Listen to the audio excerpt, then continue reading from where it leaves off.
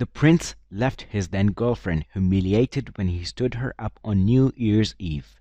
After spending Christmas with the royal family at Sandringham, 24-year-old Prince William was set to travel to Scotland to spend New Year's with his girlfriend and her family. Carole and Michael Middleton had rented a home in Perthshire for the festive season, and Kate, Princess of Wales, had spent Christmas there rather than on the royal estate in Norfolk. However, according to a royal author, the young prince chose not to travel up north, leaving Kate crushed.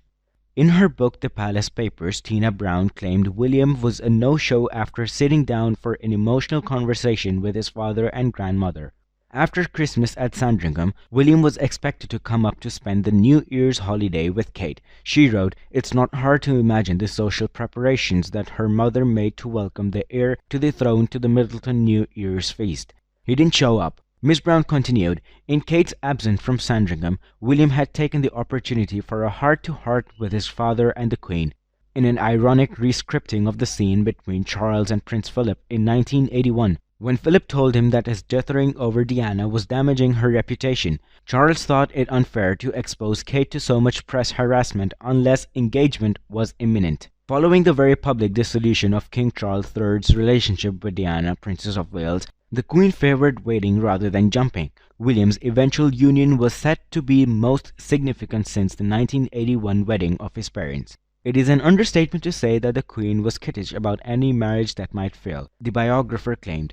So badly had she wanted William to be sure he had the right woman that she had reversed every traditional role of royal romantic engagement, lending them cottages to Tristan, allowing them to live together before marriage at St. Andrews, and even permitting them to stay together at Clarence House. However, at the end of 2006, it seemed that an engagement was not yet on the cards.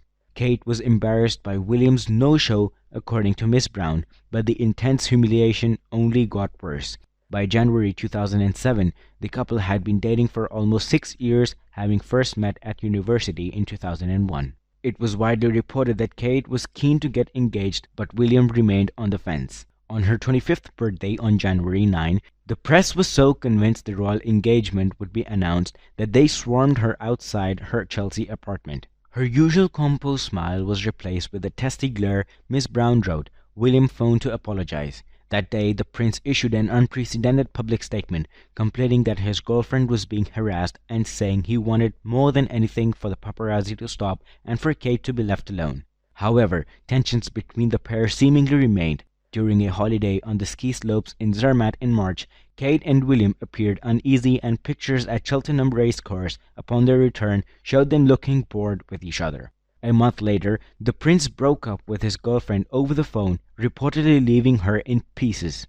Miss Brown wrote that Kate was devastated, but devised a comeback plan with the help of her mother and sister. In the months that followed, Kate was pictured on holidays and out having fun with friends.